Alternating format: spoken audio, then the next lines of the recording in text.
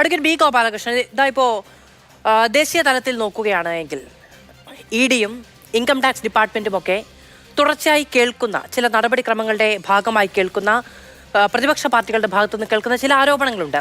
ഒന്ന്, കോൺഗ്രസിന്റെ അക്കൗണ്ട് മരവിപ്പിച്ചതുമായി ബന്ധപ്പെട്ട്, ഡൽഹി മുഖ്യമന്ത്രി അരവിന്ദ് കെജ്രിവാളിന്റെ അറസ്റ്റുമായി ബന്ധപ്പെട്ട് അതിൻ്റെയൊക്കെ ഒരു തുടർ നടപടി എന്ന രീതിയിലാണോ CPM-ന്റെ തൃശൂർ ജില്ലാ കമ്മിറ്റിയുടെ അക്കൗണ്ട് മരവിപ്പിച്ച സംഭവത്തെ കാണേണ്ടത്? കാരണം CPM-ന്റെ ഏറ്റവും പ്രധാനപ്പെട്ട നേതാവ് സീതാറാം യെച്ചൂരി പറഞ്ഞത് ഈ നടപടി ദുരൂഹമാണ്, ഇത് വേട്ടയാടാനുള്ള ശ്രമമാണ്, BJPക്ക് ജനങ്ങൾ ഇതിന്റെ മറുപടി നൽകും എന്നുള്ളതാണ്.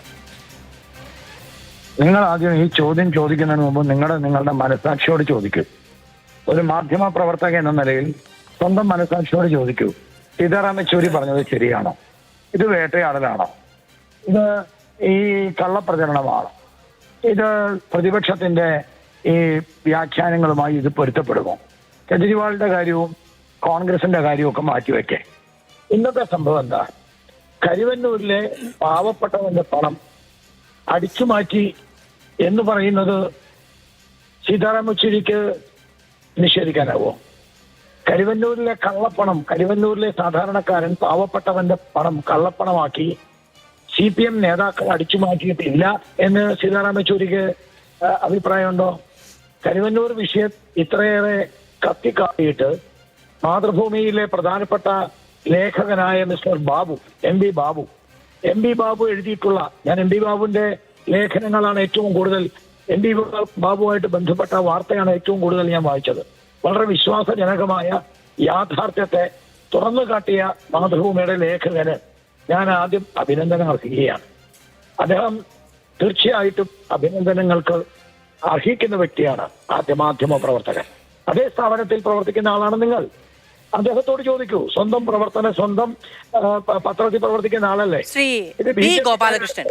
അല്ല, അറിവുള്ളവരോട് ചോദിക്കുന്നതിനോടും പറയുന്നതിനുമൊന്നും ഇവിടെ ആർക്കും ഒരു തടസ്സവുമില്ല. സ്വന്തം മനസാക്ഷിയോട് ചോദിച്ച് സ്വന്തം മനസാക്ഷിയുടെ ഉത്തരം കിട്ടുകയാണ് ഒരു ചർച്ചയുടെ പരമമായ ലക്ഷ്യം എന്ന് വിചാരിക്കുകയാണെങ്കിൽ എനിക്ക് 3 പാർട്ടിയുടെയും പ്രതിനിധികളെ വിളിക്കേണ്ട കാര്യമില്ല. ഞാൻ എന്നോട് ചോദിക്കുന്നു, എൻ്റെ ഉത്തരം ഞാൻ പറയുന്നു എന്ന രീതിയിൽ പോയാൽ മതിയല്ലോ. ഞാൻ അങ്ങയോട് ആ കാര്യങ്ങൾ ചോദിച്ചതിന് ശേഷം പറഞ്ഞത് എന്താണ്? ഞാൻ അങ്ങനെ പറയാനുള്ള കാരണം CPM-ന്റെ ഏറ്റവും പ്രധാനപ്പെട്ട നേതാവ് സീതാറാം യെച്ചൂരി ഇങ്ങനെ ഒരു ആരോപണം ഉന്നയിച്ചു എന്നുള്ളത് കൊണ്ടാണ് എന്നു ഞാൻ പറഞ്ഞു. അതങ്ങ് കേൾക്കാഴികയല്ല. പ്രതിപക്ഷ നിരയിലെ പ്രധാനപ്പെട്ട നേതാക്കൾ ചോദിക്കുന്ന ചോദ്യമല്ലേ ഒരു ചർച്ചയിൽ BJPയുടെ പ്രതിനിധിയോട് ഞാൻ ചോദ്യമായി ഉന്നയിക്കേണ്ടത്? അത് എന്റെ മനസാക്ഷിയോട് ചോദിച്ചാൽ പോലെ അങ്ങയോടാണ് ചോദിക്കേണ്ടത്.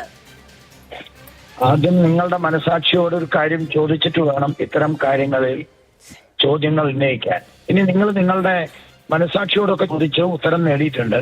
പക്ഷെ രാഷ്ട്രീയ പാർട്ടി എന്ന നിലയിൽ 3 പേരെയും വിളിച്ചിട്ടുള്ള ഒരു ചോദ്യമായിട്ടാണ് അത് പറഞ്ഞതെങ്കിൽ ഞാൻ അതിന്റെ അർത്ഥതലത്തിൽ തന്നെ സ്വീകരിച്ചുകൊണ്ട് അതിന്റെ ഒരു മറുപടി എന്ന നിലയിൽ ഞാൻ പറഞ്ഞു, കരുവന്നൂരിലെ പാവപ്പെട്ടവരെ എത്തിച്ച CPM നേതാക്കൾ ഇന്ന് കൃത്യമായിട്ടുള്ള കാര്യങ്ങൾ വെളിയിൽ വന്നപ്പോൾ എന്തുകൊണ്ട് സീതാറാം യെച്ചൂരി ഇടപെട്ടില്ല?